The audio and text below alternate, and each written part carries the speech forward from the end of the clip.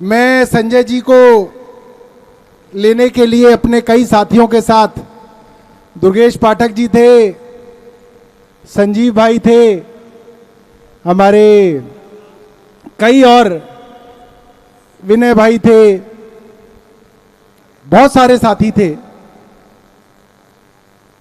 रोहित मेहरोलिया जी थे, दिलीप भाई थे, दिलीप भाई तो कार में बैठे हुए थे, और राजेश ऋषि जी थे, कई बहुत सारे साथी थे।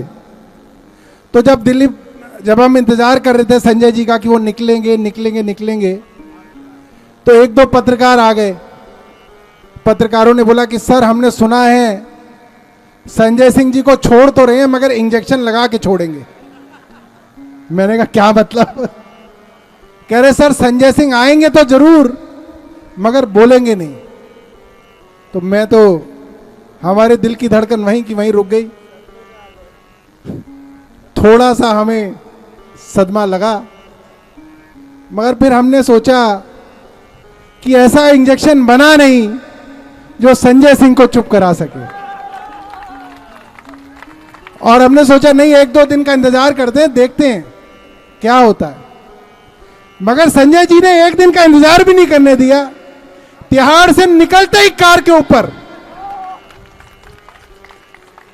अब आप ये सोचिए, पुलिस की जिम्मेदारी सिर्फ तिहाड़ के दरवाजे तक है कि दरवाजे से बाहर निकाल दिया, अब आप अपने रास्ते, हम अपने रास्ते। भाई अमिताभ बच्चन भी तो बाहर निकलता था, बीड़ी मांगता था दरोगा से, क्योंकि वहां आप गेट से बाहर निकले, आपका काम खत्म। तो हमें लगा कि संजय सिंह जी बाहर आएंगे, फिर हमारे पास पुलिस बहुत चौकन्नी थी, सारे सीनियर ऑफिसर खड़े हुए थे वहां पे, इसलिए खड़े हुए थे क्योंकि उनको ये डर था कि संजय सिंह जी बाहर निकलेंगे और वहां पे भाषण देंगे, और बहुत बंदोबस्त किया हुआ था कि संजय जी भाषण ना दें। अगर आप उस वीडियो को देखोगे तो कोशिश ये थी कि जेल से निकलते ही इनको कार में घुसा दिया जाए। इनको कार की तरफ धकेला गया और दो चार लोगों ने इनके पीछे से हाथ लगाया और इनको ऊपर धकेला और देखा कि संजय सिंह जी कार के ऊपर, और दो तीन पुलिस वाले इनको खींचने की कोशिश कर रहे हैं कि ये नीचे उतरे, और संजय सिंह जी ने जो दहाड़ा, मुझे लग रहा है संजय जी, ये जो कार्यकर्ताओं का मनोबल थोड़ा कम हो गया था, संजय सिंह जी की दहाड़ से कार्यकर्ता इतने उत्साहित हैं,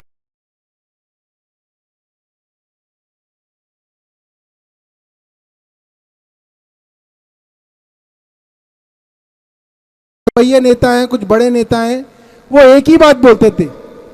किसी ने कभी ये नहीं कहा कि संजय सिंह ने पैसे लिए, संजय सिंह ने भ्रष्टाचार किया, संजय सिंह ये थे, क्योंकि सबको मालूम है संजय सिंह जी तो सांसद थे, उनका तो कोई लेना देना ही नहीं है।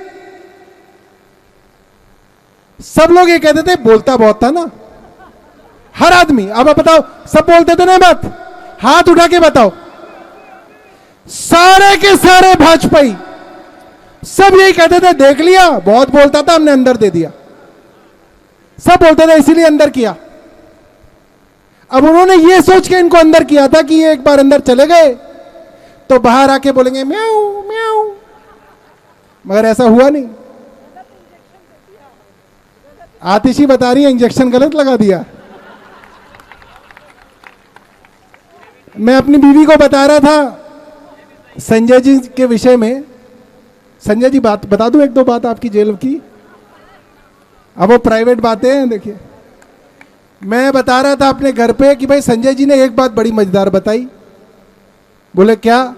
मैंने कहा वो कह रहे थे सौरभ यार दोपहर में 2-3 घंटे सो भी लिया करता था। तो मेरे घर वाले कह रहे तुम्हें यही बात याद रही?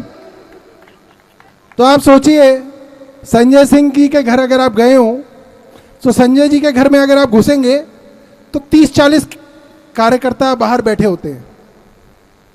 जैसे संजय जी आएंगे वो सब sir sir sir sir, Sanjay ji कहेंगे बैठो बैठो बैठो बैठो बैठो बैठो, और संजय जी चाय वगैरह उनको भिजवा देंगे। फिर जब निकल रहे होंगे तो 30-40 और होंगे। मतलब संजय जी अगर खुद भी अकेले भी जा रहे हो कहीं पे, तो भी 5-7 गाड़ियां तो ऐसे ही इनके पीछे लग जाती हैं। ऐसा जलवा है इनका।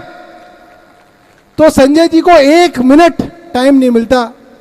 मुझे याद है कि कई बार तो 2-2, 3-3 बजे इनके घर से ऑर्डर होता है खाने का, क्योंकि रात को 3 बज जाते खाना ही नहीं खाया होता।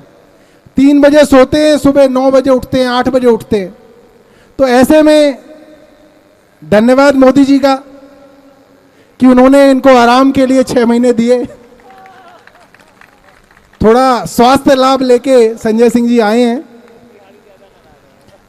और जब से संजय जी आए हैं पार्टी ने भी ऐसा मीटर डाउन किया है कि पहले दिन आते ही तो इनको भाषण दिलवाया रात को 10 बजे पार्टी ऑफिस में। विकास योगी को इनके साथ परमानेंट अटैच कर रखा है 3 दिन से। पहले दिन इनका रात को भाषण कराया, दूसरे दिन इनकी सब चैनल्स को बाइट कराई, तीसरे दिन सारे दुश्मनों को इन्होंने इंटरव्यू दिया, सबको एक एक को, और उसके अगले दिन सारे अखबारों को इन्होंने इंटरव्यू दिया। और आज का दिन था, तो आज सुबह से शाम तक आप देख ही रहे होगे, जब मौका मिलता है हम संजय जी को खड़ा कर देते हैं, संजय जी बोलिए।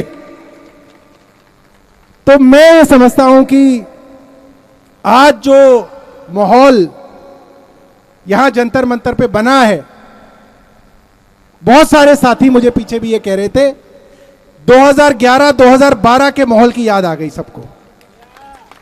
ऐसे ही देशभक्ति के गाने गाया करते थे, ऐसे ही सुबह से लेकर शाम तक बैठे रहते थे, आगे भी लोग गाते थे, यहां पे भी लोग गाते थे।